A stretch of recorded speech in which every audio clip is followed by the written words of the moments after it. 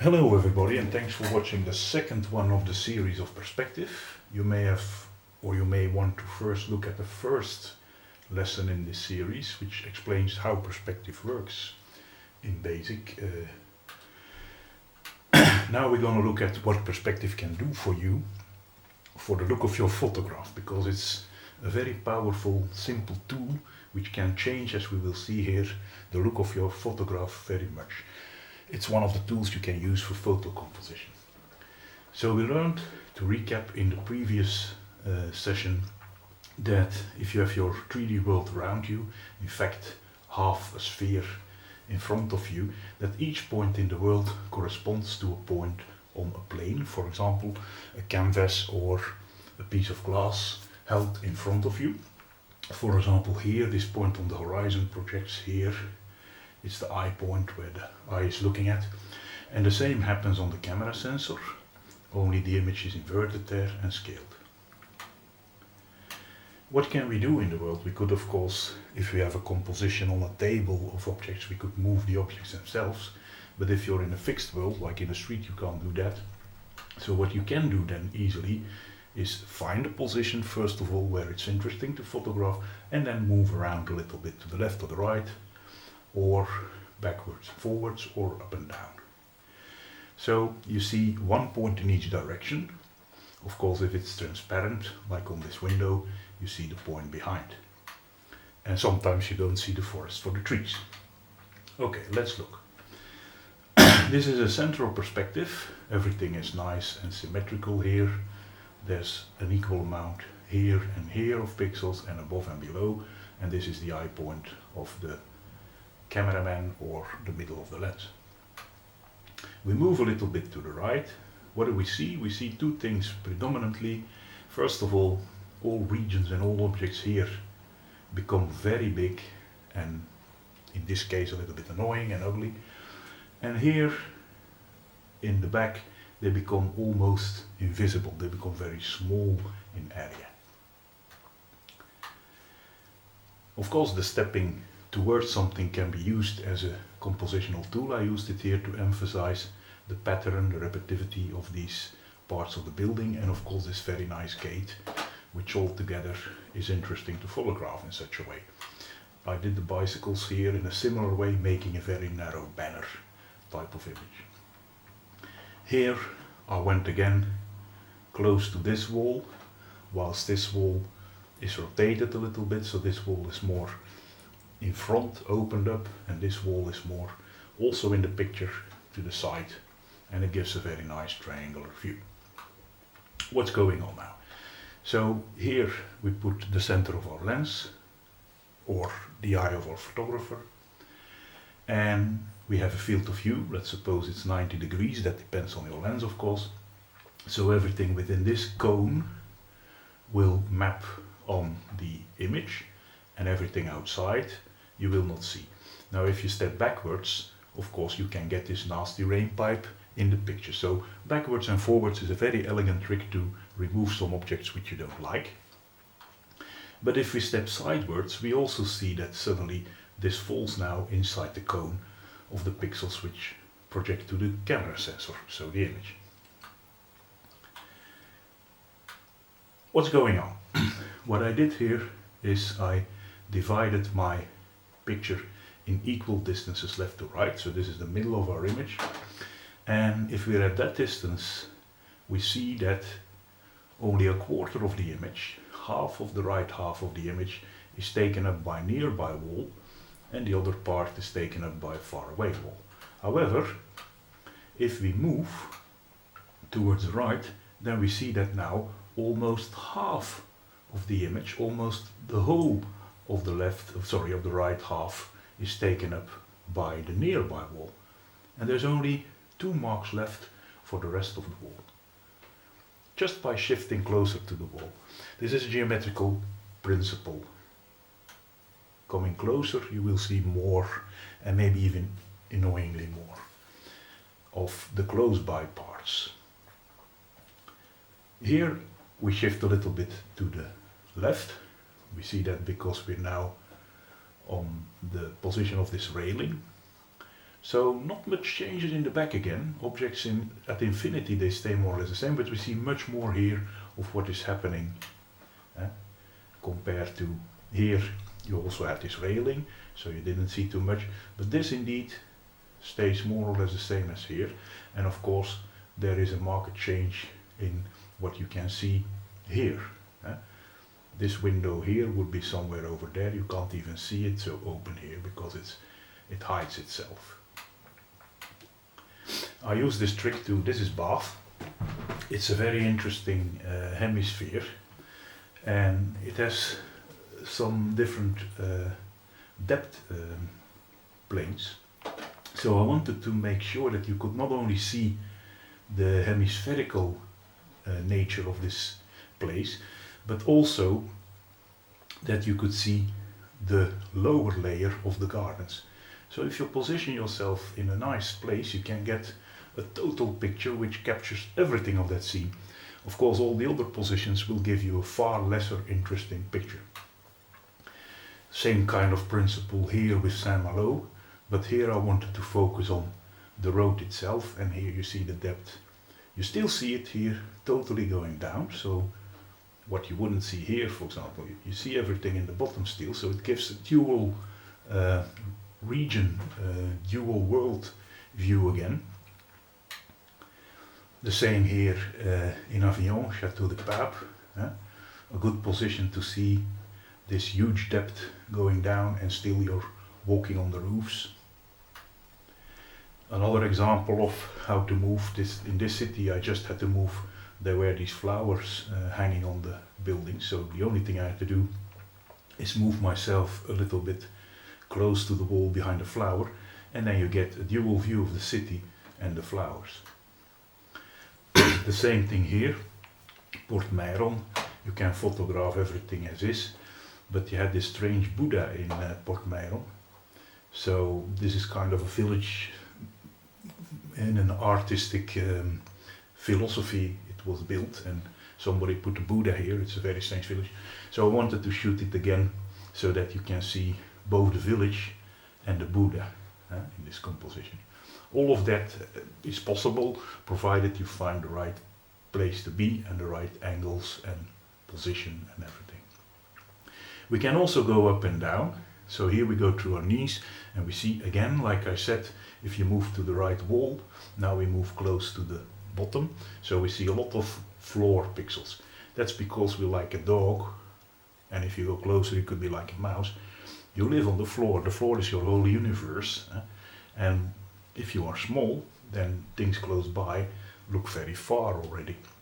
So it is kind of how an animal would experience that world also, but you immediately see already also from the eye point that you are much lower. So this gives a totally different view on the world, totally different perspective compared to how we saw it centrally. You can call that the frog perspective, by the way. So now you see also that because you have to go low and here you're very high, you get these very steep lines here. That's also a giveaway of that you're very low in your position. You can use that trick for if it's autumn and there's not so many leaves yet, you can go down towards the leaves and then suddenly it looks like half of the image is full of leaves. So it looks like there are a lot of leaves. As I said, there can be too much of the floor. You have to be careful, but what you could do then is move your camera, tilt it up a little bit, and the more you tilt it up, the more of this floor goes away, because you shift your image all the way up and you bring in the ceiling. This is an example where we use the positioning backwards, forwards, upward, downwards in a very nice way. So you can these compositions, these kind of foodscapes, which is interesting because you see both your food and the environment where you're eating it. I use the same kind of principles here to shoot a market in Mexico. So you have all these peppers. So I want to focus mostly on the peppers, but I could shoot only the peppers, but then you don't see the things behind it. So you kind of want to have both in the picture by positioning and also tilting your camera if you wish. But here it's mostly positioning already. You see there's not too much things turned. You can go up, then we get the bird view perspective. This is very nice to see cities, or from here, if you're high enough, you can see all the way to the horizon. You can see this village here in this swamp region, instead of just seeing the wall here. If you're standing in front of the house, you see nothing at all. Another example, this is Cape Town. If you're in the right place, you can see the entire Table Mountain in a very nice manner. Of course, often you just see a little bit of Table Mountain here through a street, and in many places you don't see anything at all. So it's about choosing the right position. But also, it is not always so that a certain position is the best, of course. We see it here again. If you're relatively low, you see a big converging, almost a triangle, and not too much of the water. If you go a little bit higher, this pool becomes more or less like its original shape. If you were to shoot it from straight above, it would be just its original shape.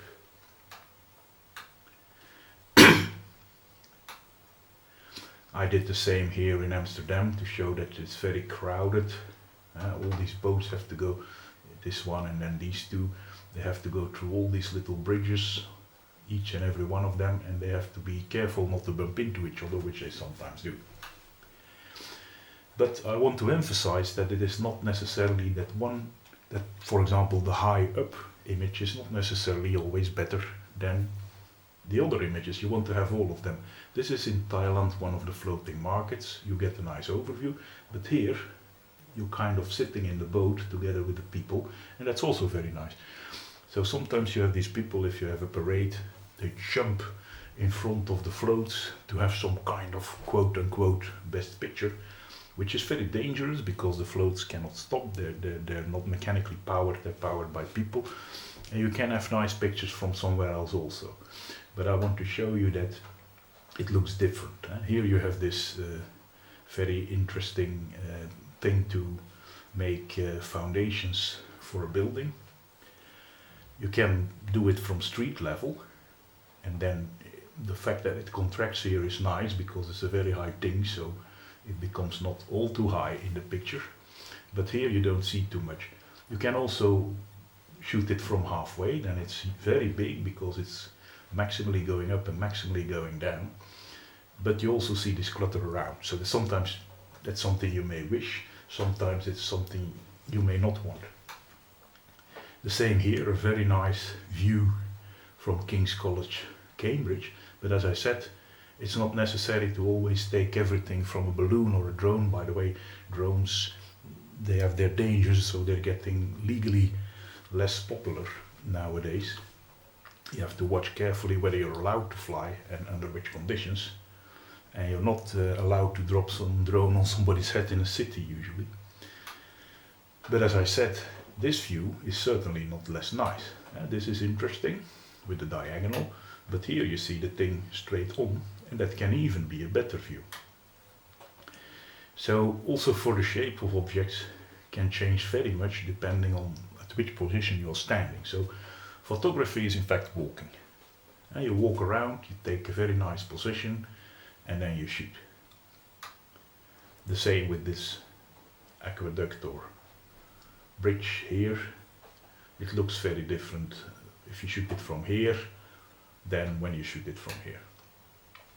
A last example, this is how you see the landscape. Normally you see a river here, but not too much. If I only go to a height of something like 2-3 meters higher, then I already see this. So giraffes, they can indeed see a lot. If you bring a small ladder, you can already make a difference. So we're going to talk about now, we always saw both with this wall in the distance and here in the distance, we see that everything clumps together here. And that is called depth contraction. So what's happening, let's look at our wall here. Let's position our eye or center of the lens at a certain distance dw from the wall and a certain distance dp from the projection plane. And let's now see how the positions of the brick corresponds to positions on the plane. So in this direction, but it could also be in the height direction, because width and height direction are symmetrical.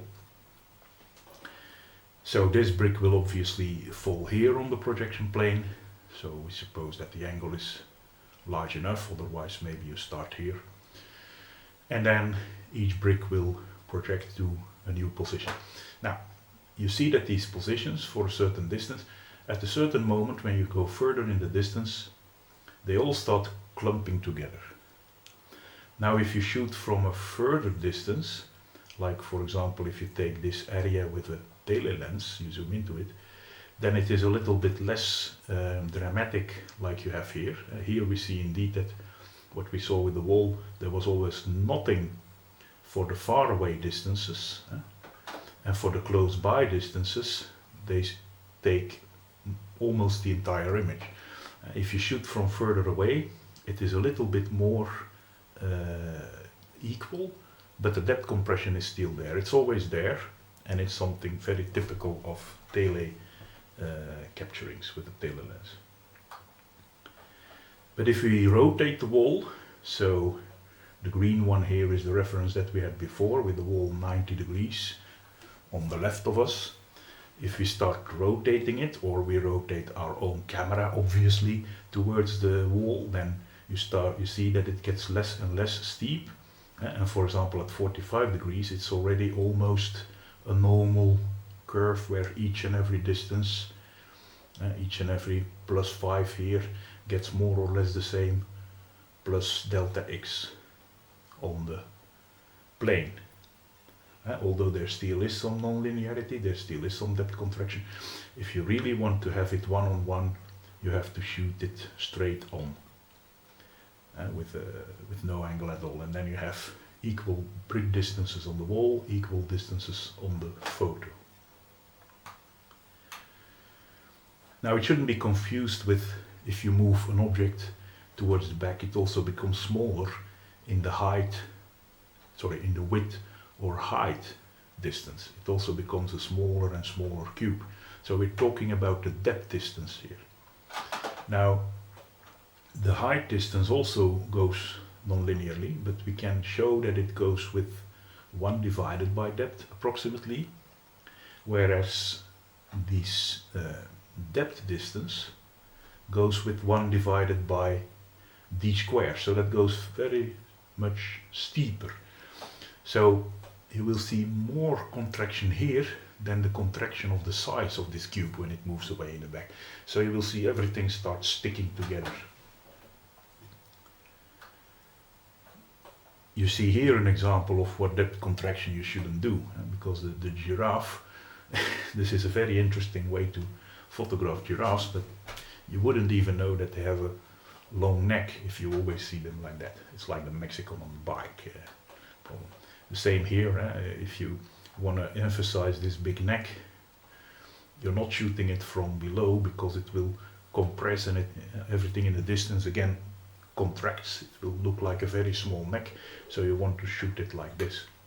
Same with the Buddha. If I'm standing right under it, it will compress, and that will look very different than from far away. In fact, you always want to shoot tall objects from far away. If I'm close by here to these houses, they look almost half the size of the tower, or the tower doesn't look all that high. If I go from further away, then well, the angle becomes more or less straight on, and as I said, then the sizes become more or less correct. So now you see that the tower is kind of 4 or 5 times as much as the houses here, which is more believable, of course. The same you see here with the tele lens. I looked at this pup. It almost looks like you can't almost see. There's here and here. This is the width of the pup. It's almost nothing. If I want to open it up, I go closer by. Or I could even shoot it straight on, but then it's another kind of look, of course. You can use it for dramatic effect. You can shoot this guy from far away, or you can shoot him from straight below, and then he looks like towering above you. This is a kind of way to show people as dangerous or important. The other thing happens with children. If you look on top of them, like with this giraffe, you should also be careful. So if you want them neutral, you shoot like this, but if you want a dramatic effect, you may shoot like this.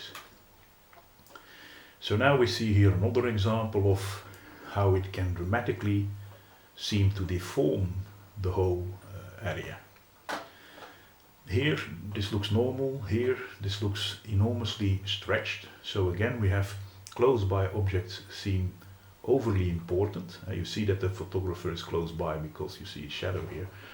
Here I'm standing a couple of meters away from this thing. And what you secondly see, now the background objects become much more dominant. So you can control in an image how much the foreground and the background contributes, and that gives of course also an exaggerated appearance of distance. It looks like these objects are much further away because they're seen as small, and here it looks like they're just a little bit behind the end of this curve here. So I also like to emphasize, some people think this is a lens effect. It's not, it's a pure perspective effect. Of course, a telelens selects a smaller angle and therefore zooms in on a smaller part of a far away scene, but it has nothing to do with the lens itself. It is a pure perspective thing. What is going on actually? So I said that the sizes, for example, the heights or the widths of the objects, they depend on the distance, and they were approximately 1 divided by the distance, but the equation is a little bit more complicated. Don't mind the equation, I'm just going to explain it. It also depends on your position, how far away you are with your projection plane. So suppose we have our sign here and our traffic light and our building, and we're at the first position where we're over here. Then you can do all the calculations and you will see that the traffic light and the sign, they will be, so I taken here the building compared to the traffic light or compared to the sign.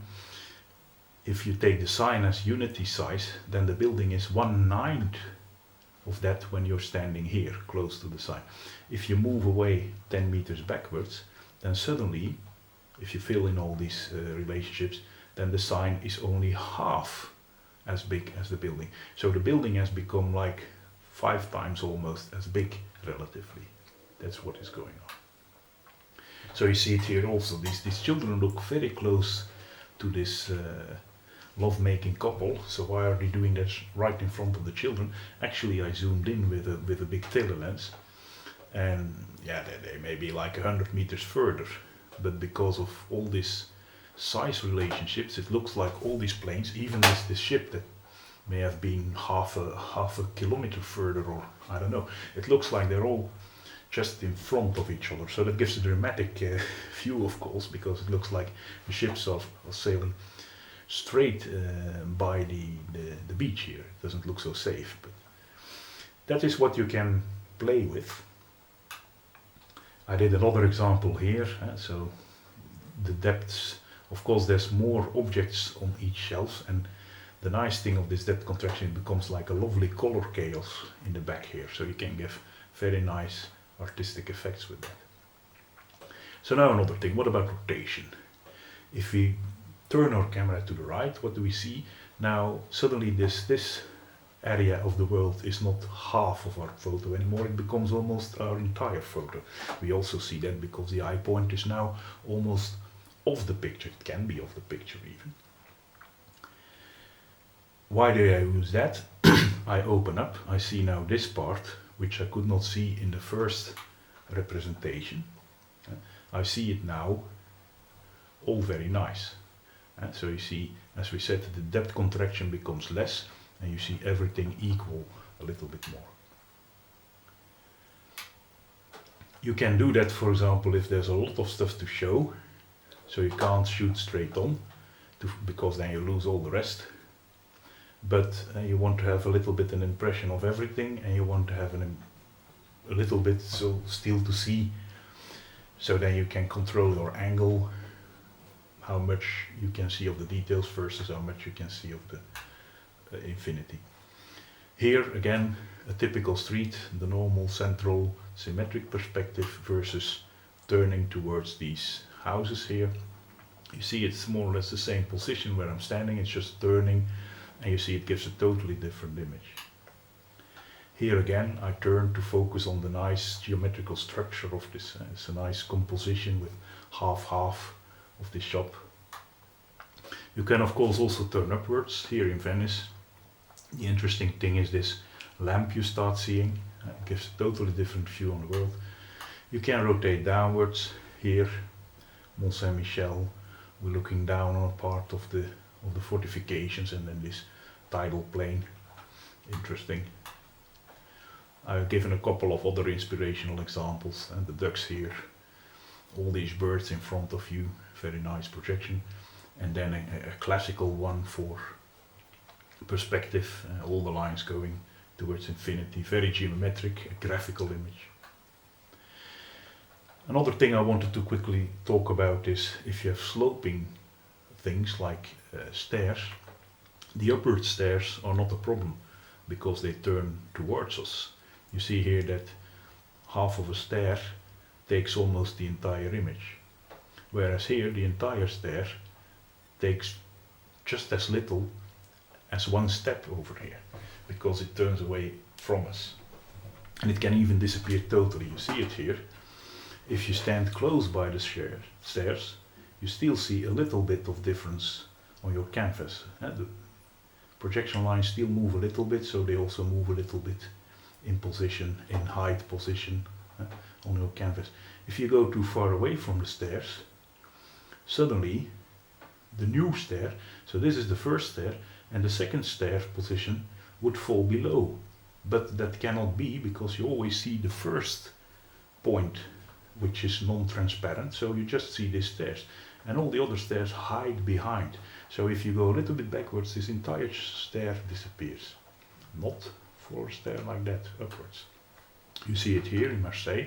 The upward stairs you can see very nicely. Here there are downward stairs, you see nothing. They disappear behind the floor here. You don't even realize that there are downward stairs here.